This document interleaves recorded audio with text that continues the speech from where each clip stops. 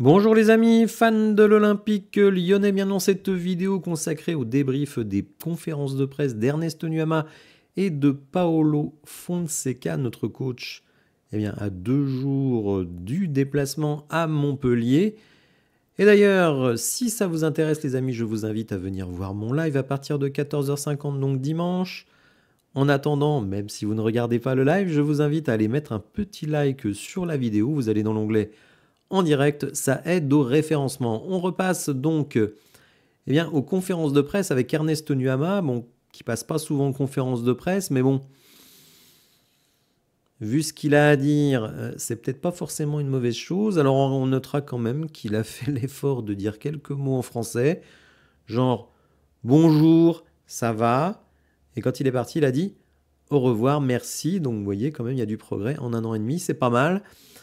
Bref, voilà, Nuama, qui en plus, même en anglais, dans ses réponses, est extrêmement concis. Ça, on peut pas dire qu'il brode, hein, ça c'est clair. Il va directement à l'essentiel. Alors, on lui a demandé comment il se sentait. Il dit je me sens bien, les coéquipiers me mettent en confiance. On lui a fait remarquer que depuis quelques matchs, il jouait à gauche, donc on lui a demandé si ça lui plaisait. Il a dit normalement, je préfère jouer à droite, mais néanmoins, j'ai déjà joué à gauche. C'est tout. Jouer avec Mikotadze, est-ce que c'est différent d'avec Alexandre Lacazette? Alors, il dit ce sont des bons joueurs qui ont leur propre style, mais c'est la même chose de jouer avec l'un ou l'autre. Voilà. Ensuite, on lui a dit oui, mais quand même, avec Georges, tu sembles avoir des affinités. Avec Georges, on est amis, on s'entend bien. Voilà. Que change la victoire contre Reims? Ça a beaucoup changé l'ambiance dans l'équipe, ça booste notre confiance, on en avait besoin.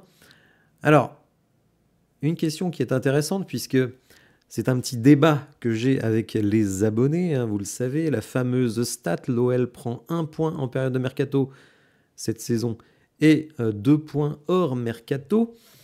Et on lui a demandé, justement, au regard de cette statistique, est-ce que, selon lui, le mercato changeait les performances des joueurs? Alors lui, il dit, je ne vois pas tellement de différence, on ne se focalise pas sur ce genre de choses, on se concentre pour gagner sur le terrain. Après, chacun en pensera ce qu'il voudra. On lui a demandé quel progrès il avait fait depuis son arrivée à l'OL. Alors il dit, je me sens plus en sécurité avec mes coéquipiers. Alors, en sécurité dans le jeu, hein, je pense qu'il veut dire. Je pense pas qu'il était maltraité. Même si je peux faire encore mieux en termes de statistiques, de buts et de passes décisives. Ça, c'est sûr qu'il peut faire mieux, puisque 1 but par saison, je pense qu'on peut faire mieux. Hein. Alors, quel changement a-t-il vu avec le nouveau coach Paolo Fonseca? Il veut qu'on joue davantage avec confiance, attaquer plus, jouer davantage, notamment sortir des pressings en équipe. Bon, voilà donc ce qu'il y a à retenir de la conférence de Ernest Nuama. Bon, ça a duré 10 minutes parce qu'il y avait la traduction, quoi. Sinon, voilà, il n'y avait pas grand-chose à dire. Bon, bref, on est passé ensuite à Paolo Fonseca, donc notre entraîneur, qui lui a dit des choses très intéressantes et certaines qui, je dois le dire, m'inquiètent un petit peu. Vous allez voir, c'est une question philosophique. Hein, les gens se disent, mais qu'est-ce qu'il va nous raconter? Vous allez voir, je pense que chacun a son avis sur cette question. Donc on abordera un petit peu plus tard. On lui a demandé alors quel serait le groupe pour le match de dimanche. Alors notamment Lacazette, hein, qui est revenu aujourd'hui, vendredi, à l'entraînement, qui est prêt à jouer, mais pas forcément 90 minutes. Il dit que c'est important de l'avoir, c'est une option de plus dans le jeu, mais aussi il a fait l'effort pour être dans le groupe. Donc Fonseca apprécie le fait que Lacazette soit là, notamment en termes de management. Alors sur le travail global, il est content parce qu'il dit que l'équipe a très bien travaillé, donc il est très content. On a bien préparé le match, les joueurs sont appliqués, ils sont ouverts pour changer les choses. Je suis vraiment content. Donc écoutez, ça fait quand même plaisir d'avoir au moins une personne contente au club. Bon, vous me direz, la semaine qui suit une victoire, évidemment, on est tous un peu plus légers. Et donc, en tout cas, Fonseca, il est content de ce qu'il voit aux séances d'entraînement. On lui a demandé justement quels étaient les axes de travail de l'équipe. Alors, il dit l'équipe a beaucoup progressé défensivement. Beaucoup des choses qu'on a travaillées ont été appliquées, notamment contre Reims. On continue évidemment à travailler offensivement. Et puis alors là, il y a des trucs que j'ai pas compris. Donc je voudrais bien vous les retransmettre, mais j'ai pas compris ce qu'il voulait dire. En tout cas, il dit offensivement, on a besoin de progresser dans les premières et deuxièmes phases du match. Donc en gros, pendant 1 heure. Ça fait quand même du temps, hein. Bon, bref. Donc voilà, il dit en gros, on n'attaque pas bien nos matchs, donc il faut faire mieux sur ce dossier. Alors, on lui a parlé de Thiago Almada, et donc qu'est-ce qu'il en pensait? Alors, il a la conviction, nous dit-il, qu'il sera un joueur très important pour l'OL, mais on a besoin d'une structure pour avoir tous nos offensifs, et je dois faire attention. On n'a que 2 semaines de travail, beaucoup d'informations à ingurgiter, nous voulons solidifier ce qu'on a fait, mais il est prêt. Toutefois, on attend les conditions idéales, il a de la confiance et des qualités, donc vous voyez que la titularisation de Thiago Almada, à mon avis, c'est pas pour maintenant. On va, je pense, continuer avec exactement la même équipe que contre Reims, l'équipe qui a débuté, avec Almada qui arrivera en sortie de banc. Pour Fofana et Nuama, là, c'est moins sûr, mais bon, on pourrait dire, ça paraît très logique que Nuama, qui est en conférence de presse, soit titulaire, mais on a vu ces derniers temps que ce n'était pas forcément une règle qui se vérifiait. Alors, Razik Brick, qui était présent, a demandé comment faire pour dynamiser le jeu de l'équipe. Alors, il dit que... il était surpris de la question. Hein, il dit... Il faut d'abord qu'on apprenne le jeu de position. On peut faire mieux, mais en 3e partie de match, donc dans la dernière demi-heure, on a été très dynamique. Comme par hasard avec l'entrée d'Almada et de Fofana. On doit faire de meilleurs choix et mieux bouger, mais la dernière demi-heure a été très bonne. C'est un grand changement, car on repart du gardien, et en 2 semaines, ce n'est pas assez pour se sentir à l'aise, pour se sentir totalement en confiance, mais on est sur le bon chemin. D'ailleurs, on l'a interrogé sur les relances courtes de Lucas Perry, qui franchement nous ont fait flipper. Vous allez voir que c'est là où il m'a fait un peu peur, Paulo Fonseca, parce que lui, il compte pas dire à Perry « Ah non, non, si tu es sous pression, tu balances une grande kerche dans les tribunes. » Non, non, pas du tout. Pas du tout. Il dit « C'est normal qu'il ait eu des soucis. On essaye de bien relancer, cela demande du courage, et ce courage, il l'a eu. Ils l'ont eu, hein, il a globalisé. Et c'est ce qui me plaît. On a travaillé là-dessus, mais toutefois, on doit choisir le bon moment pour prendre ce type de risque. » Donc vous voyez que la relance courte du gardien, y compris sous pression, ça va continuer. Je ne suis pas du tout fan de cette manière de procéder, mais bon, écoutez, hein, c'est Monsieur Fonseca qui est l'entraîneur, donc il faut s'attendre à ce que ça continue. J'espère qu'on ne va pas se prendre des buts de casquette à cause de ça. Ensuite, on a parlé de Miko Tadze, et Paulo Fonseca trouve que c'est un joueur magnifique. Il est magnifique, il court beaucoup, mais il doit canaliser ses efforts. En fait, c'est moi aussi un peu mon point de vue sur Miko Tadze, c'est que ce que j'aime bien, c'est son engagement, son activité, son énergie, etc. Mais donc Paulo Fonseca dit il doit canaliser ses efforts, il travaille beaucoup défensivement pour l'équipe, il veut participer, mais il doit comprendre comment bouger pour être le plus proche du but. J'ai parlé avec lui cette semaine, on a beaucoup discuté, on a fait de la vidéo, pour qu'ils comprennent un certain nombre de choses. Donc écoutez, je pense que Miko Tadze sera titulaire. Alors, on pourra dire, oui, Lacazette, il revient de blessure, mais bon.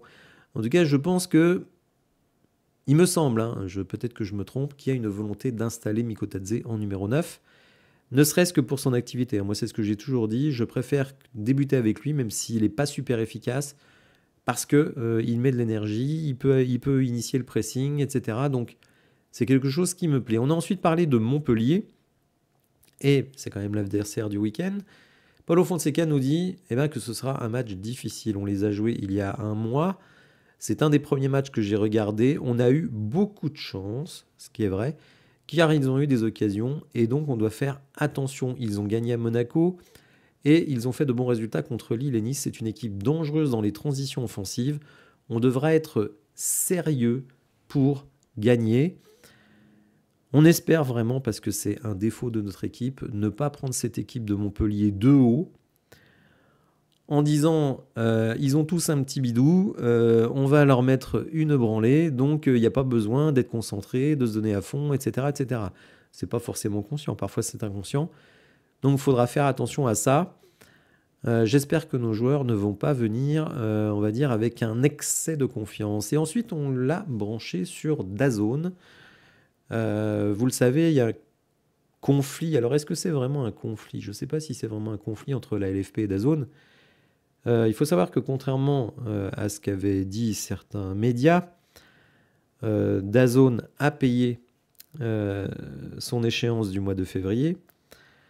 En tout cas, la moitié de manière certaine et une autre moitié sous séquestre. Alors, sous séquestre, ça veut dire quoi? Ça veut dire que DAZN a payé les 70 millions qu'il devait payer, 35 directement à la ligne, 35 sous séquestre. Et donc, cet argent-là est disponible, mais c'est un juge qui doit le débloquer.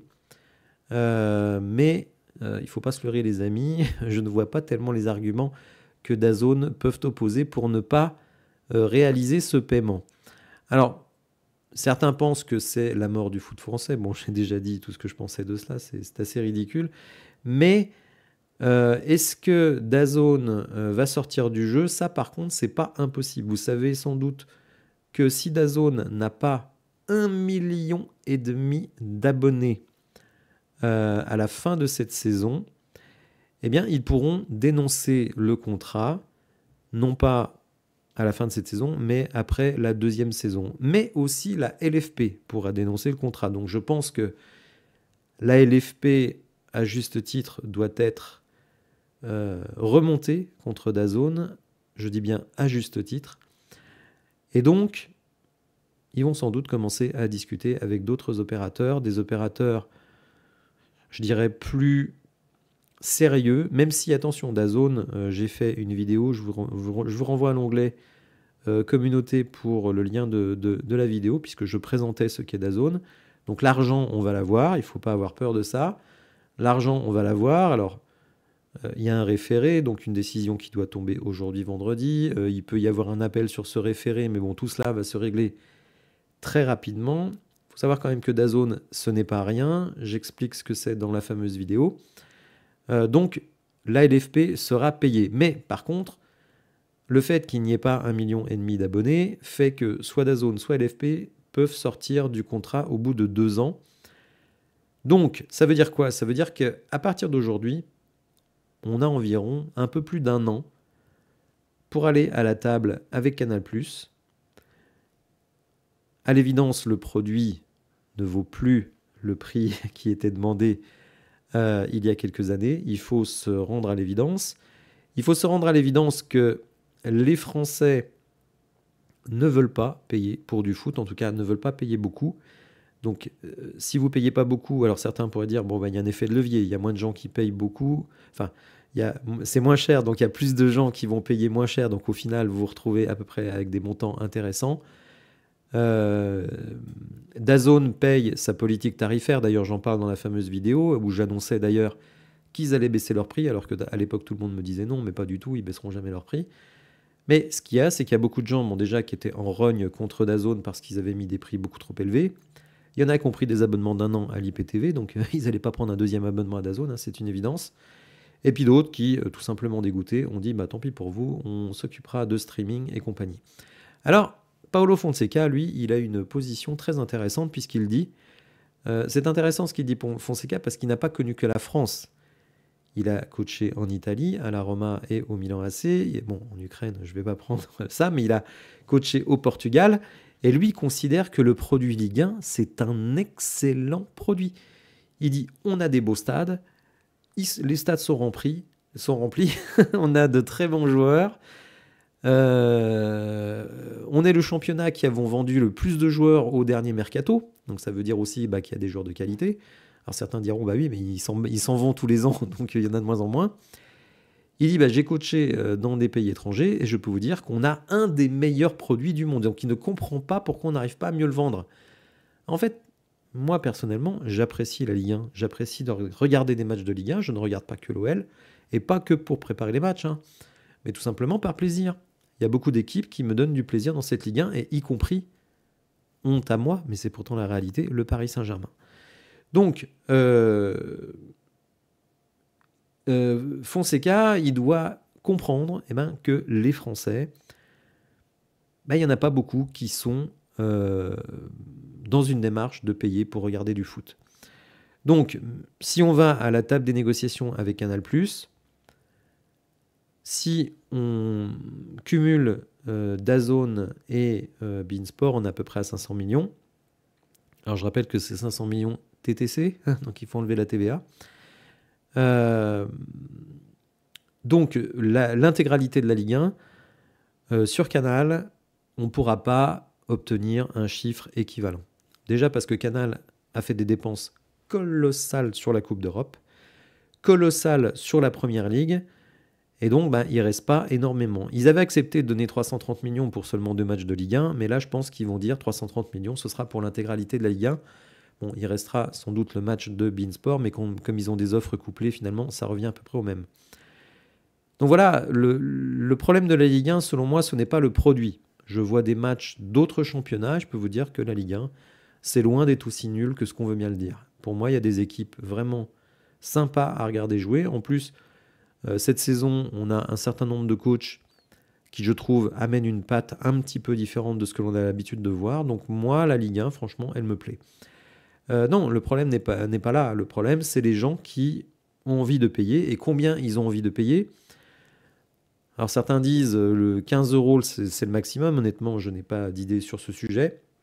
Ce qui est sûr, c'est quand on propose 30 € avec un abonnement et 40 € sans abonnement, ça ne peut pas marcher. Et ça, c'est pas la Ligue qui a décidé ça, c'est DAZN. Donc DAZN, s'ils sont dans la merde aujourd'hui, parce qu'ils vont perdre du pognon, ça c'est sûr.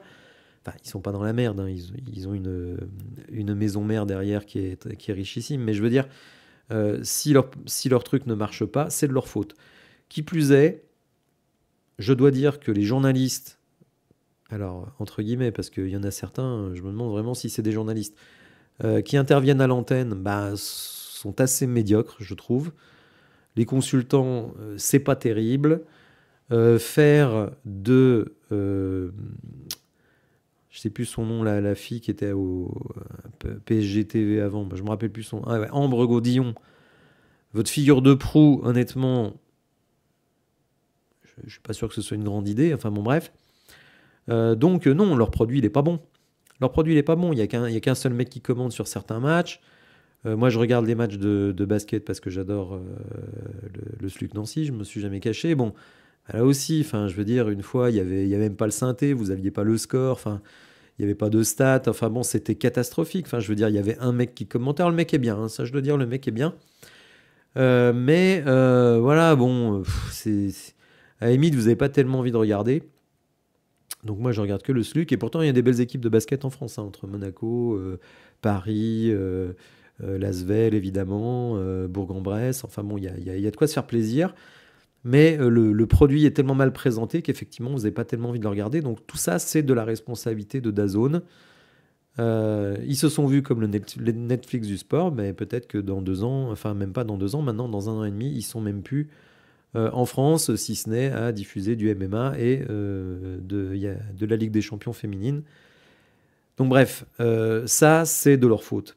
Mais Fonseca, il doit admettre bien que les Français ne sont pas si passionnés que ça par le foot. Alors évidemment, vous qui m'écoutez, vous êtes passionnés par le foot, mais voilà, on n'est pas en France nombreux à vouloir payer pour regarder du foot. Donc voilà, c'était un petit débat assez intéressant. Mais par contre, je dois dire, pas d'inquiétude les amis, l'argent va rentrer pour les 2 années qui viennent, ça c'est certain. Mais je pense qu'il faut déjà penser à la suite. Et la seule suite positive, correcte que j'entrevois, c'est de remettre Canal+ dans la boucle.